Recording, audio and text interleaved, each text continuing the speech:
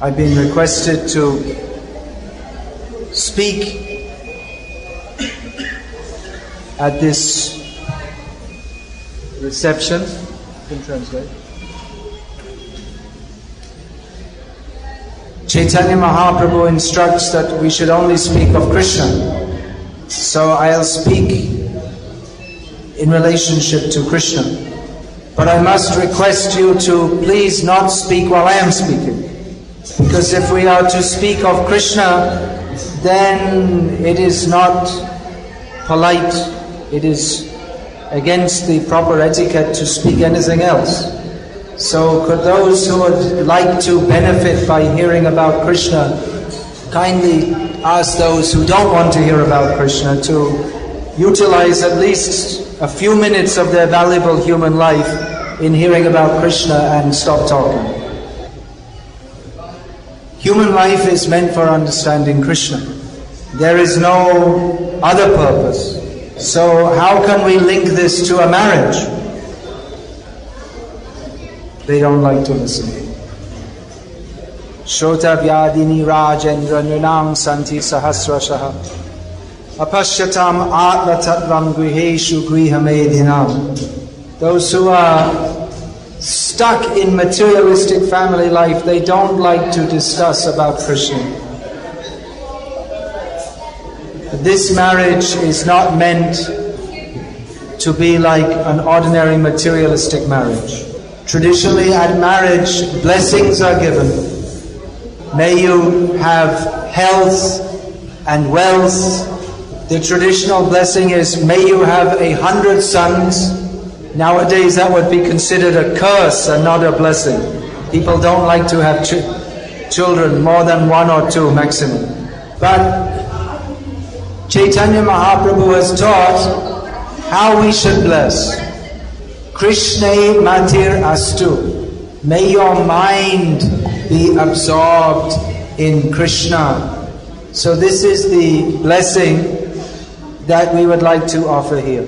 We can also wish you a peaceful family life, but practically speaking, especially in the modern age, it may be a wish only.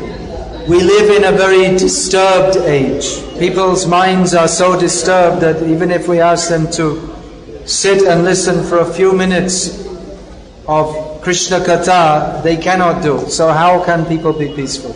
So life in the modern age is very difficult, there's no doubt. But nevertheless, if we put Krishna at the center of our lives, then Chetasa sarva durgani mat prasadat tarishyati. Lord Krishna says in Bhagavad Gita that by remembering me, by my grace, you will conquer, you will cross over all difficulties. So this marriage is not meant to be like that of ordinary mundane people. These people are Vaishnavas from both family sides. So they are not very much interested in material prosperity, but Vaishnavas are very much interested in the spiritual prosperity that comes from always thinking of Krishna.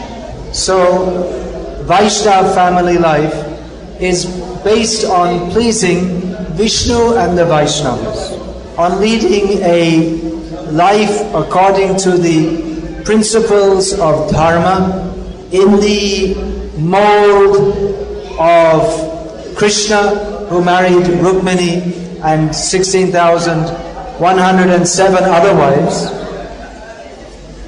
in the mold or in the fashion of Krishna, or like Bhagavan Ramchandra, who was Ekapatni Vrata, who married only one wife, Sita Ram.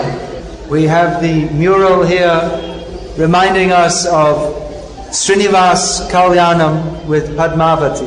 And of course there are so many famous marriages in Shastra, Shiv Parvati. So remembering these examples, how the Supreme Lord Himself lives with His wife, the Vaishnavas, they enter into family life.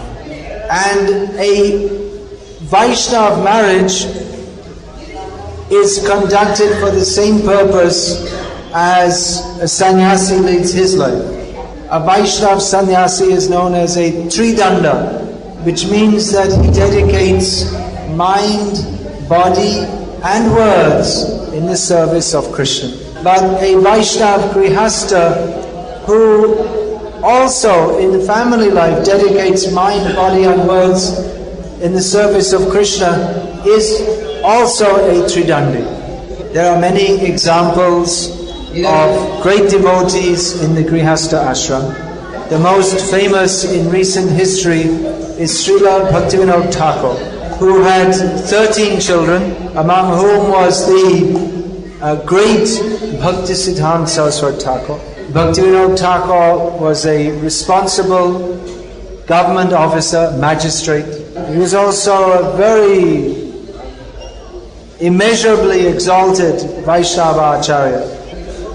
Here in Chennai city, under the aegis of the International Society for Krishna Consciousness, there are many Vaishnava families, and it's at that stage where some who one generation ago took up Krishna consciousness, now their children, having been raised in Krishna consciousness, are also getting married. So in this way we want to increase the number of Vaishnavas. There are two kinds of parampara. One is guru to disciple, and the other is by the family method. So guru instructs the disciples how to practice Krishna bhakti. Parents, they're also gurus to their children. So they also instruct their children in the principles of Krishna bhakti. This is ideal family life. Otherwise, without Krishna bhakti, in the modern age, family life is just like hell. People marry for happiness, but they simply suffer so much tension. They have so many anxieties. They spoil their life by watching TV. They keep some filthy dog in their house, and they have no higher goal of life. So Vaishnava Grihastha life is supposed to show a better example in this misguided dog and cat-like so-called human society. To show how even in this degraded, contaminated age, people can lead a pure life according to the principles of Dharma, with Krishna at the center. So all those who are present are supposed to offer their blessings and best wishes. I am also supposed to do so. So our blessings conveyed on behalf of Srila Prabhupada and the Guru Parampara are Krishna Matirastu. Always think of Krishna. By this coming together of husband and wife, the husband should help the wife to think of Krishna, and the wife should help the husband to think of Krishna. And all other facets of family life will be there. There'll be residence and cooking and some working, how to bring in some money, all those things will be there.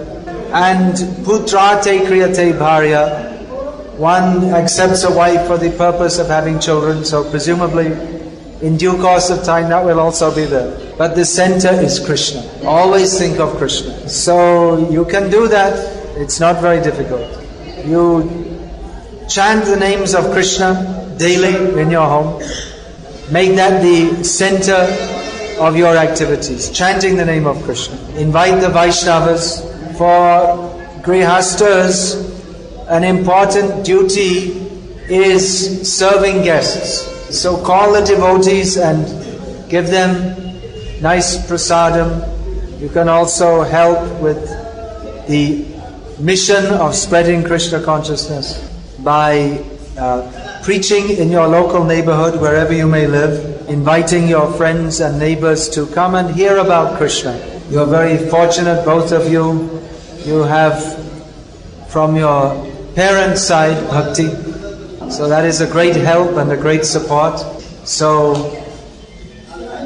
I request you to live peacefully as is possible in this unusual world we live in. Be happy keeping Krishna in the center of your life. There will be many tests and challenges, but remembering that everything in this world is temporary, we should not be too much disturbed by the difficulties that this material world inevitably presents us.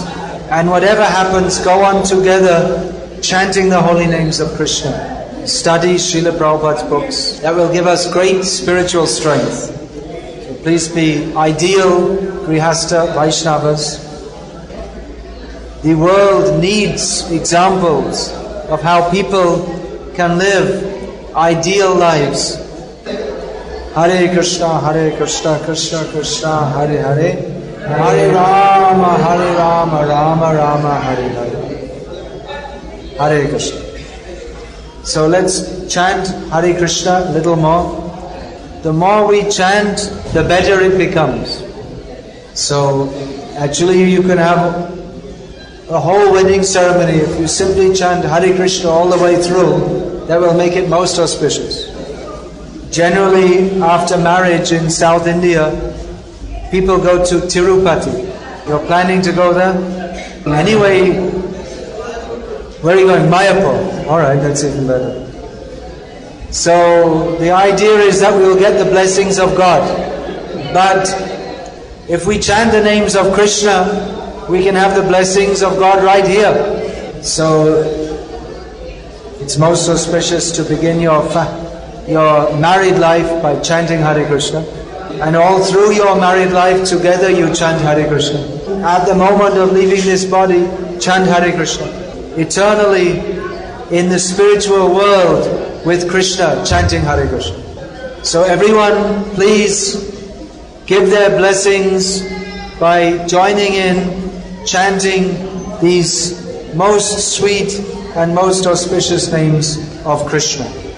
Hare Krishna, Krishna Krishna, Hare Hare.